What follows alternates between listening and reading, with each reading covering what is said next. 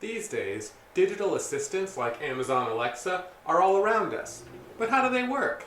And are they safe? Let's find out with some trial and error.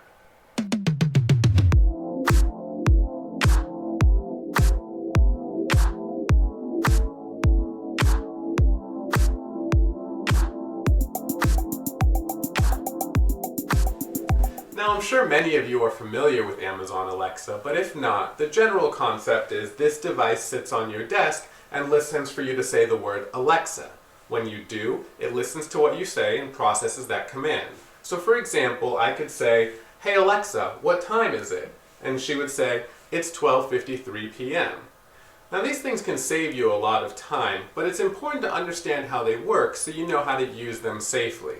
Let's head over to the whiteboard and we'll talk about how Alexa processes your requests. At its core, the Amazon Alexa uses four main components to achieve its goals. We've got the microphone, the processor, the internet connection, and the speaker. So the microphone starts the process and we say a command like, "Hey Alexa, who was Napoleon?"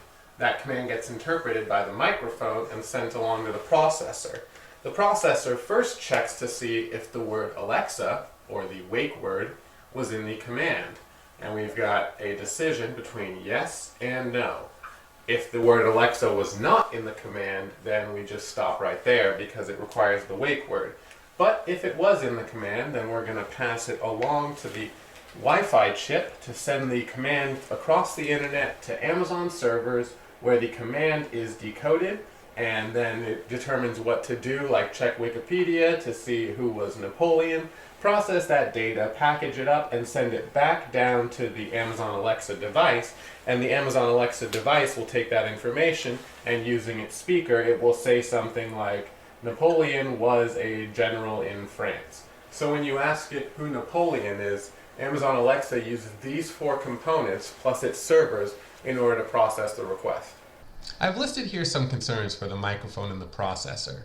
With the microphone, there's always concern about an unintentional match. Since it's listening for the word Alexa, it might hear the word reflexive and think that you're trying to talk to it and start recording your voice. There's also the concern about background noise. If someone's listening to a radio that says the word Alexa, it might activate and start recording what's going on in your room, even though you don't want it to. There's also the concern about an always-on microphone. Amazon states that they don't record your voice unless the wake word is detected, but other people who have physical access to your Amazon Alexa device can always install bypasses or overrides that allow them to listen into your device, which you might not be aware of. Furthermore, there's a concern about remote and digital attacks, such as the stories of Twitch streamers who have their donations automatically read aloud by their computer. When donators would make a donation of $5 or $10 and their message would say, "Hey Alexa, read my notes," then their devices might start reading aloud their personal notes. Further, there are some concerns about the processor. Because you're giving this device access to your Amazon account, there are some privacy concerns involved, such as access to the notes as mentioned, or pictures, or videos, or even your search history. Furthermore, because Amazon has transactions built into its platform, there is always the concern that unauthorized purchases or transactions might be initiated by the device if other people have access to it. Finally, there are limited access control methods on many of these devices. Some devices are able to determine the difference between one person and another person's voice, but other devices will just take any command and execute it no matter who says it to them. Even if your device is equipped with a voice print match so that it can determine who's talking to it, a voice recording has the possibility of defeating that sort of control. If someone records your voice, splices it together, and plays it for the device might think that you are in the room and speaking to it and execute that command. We also have some concerns when it comes to the network and speaker portions of the process. With the network, the fact that it connects to the internet means that it has to connect to your local network as well as the internet at large, and that opens up more possibility for vulnerability in terms of hackers listening into your traffic or being able to decrypt it themselves. Furthermore, because the Amazon Alexa's device's core functionality operates on the Amazon servers, that means that Amazon has the ability to limit or monetize the connection between the Alexa device and Amazon servers. Today, if you buy an Alexa device, then you can use it and ask it questions for free, but that doesn't mean that a couple of years from now they can't impose a subscription-based model and prevent you from accessing their servers without paying for a subscription.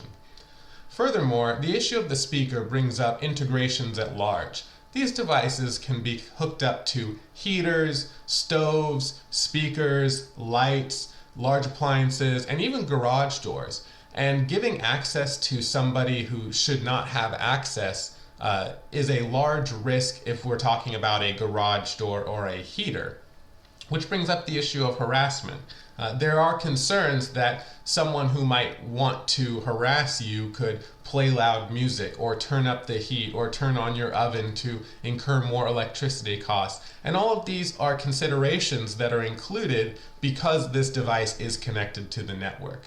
Between the microphone, the processor, the network, and the speaker, there are plenty of considerations to think about when determining whether or not you want to purchase a device like this, as well as when trying to decide between devices whether or not it fits your needs. Alright, so you've gone ahead and thought about everything, you've made sure that it's a device you want, now it's time to go buy an Amazon Alexa, right? Well, let's look at it. I mean, 90 bucks, 80 bucks, 45 bucks.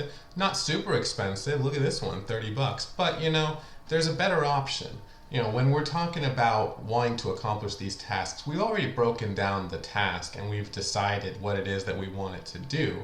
So why don't we just try and build something for ourselves? If we can't do it, great. We can just, pay for a device. But let's give it a little bit of trial and error. Let's see what we can do. So if we go over to the trial and error website here and we check on the projects, then here we got a list of current projects. We got Fetcher. If you guys haven't checked it out, you should check that out. But over here we have Assistant. What is this? Trial and Error Assistant is a voice-activated interface that allows you to quickly and efficiently access the information and media across the web. That's terrible grammar, but it's a great product. So let's go check it out on GitHub. Here we have a bunch of code and stuff. We've got some special thanks. Here's some explanation if you guys want to check it out, but I'm going to go ahead and walk you guys through it. So if you want to download it and start running the Python scripts for yourself, you can do it this way. I'll get it all set up on my computer and come right back and show you what it does. So here I've opened up Run Assistant, which is the main function that runs in Trial and Error Assistant. Now this is Python code, but don't worry, we've made it really easy to understand, and if you don't know any Python code, you don't need to, because I'm just going to explain to you what it does and how to use it. So all this stuff in green is all just comments. That's nothing, it's just an explanation of how it works. So we look at these white lines when we're reading the code. So starts off at the beginning, we read top to bottom, we go down, we see command equals listen for commands lower. This function listens for commands and it will get back a command. Whenever it hears voice, it will save that voice and it will detect what that voice was said using the Google speech detection and then return the command that it heard as some text. Then it takes that text and checks for a wake word, and then it outputs whether or not a wake word was detected, just like Amazon Alexa. Here, if wake word is detected, then you want to cut the wake word out, because if you say, hey assistant, search Google, then you don't want it to process, hey assistant, you just want the search Google part. Get the command without the wake word, and then you perform that action. And then this is just, in case it can't figure it out, it does some logging and checks for errors.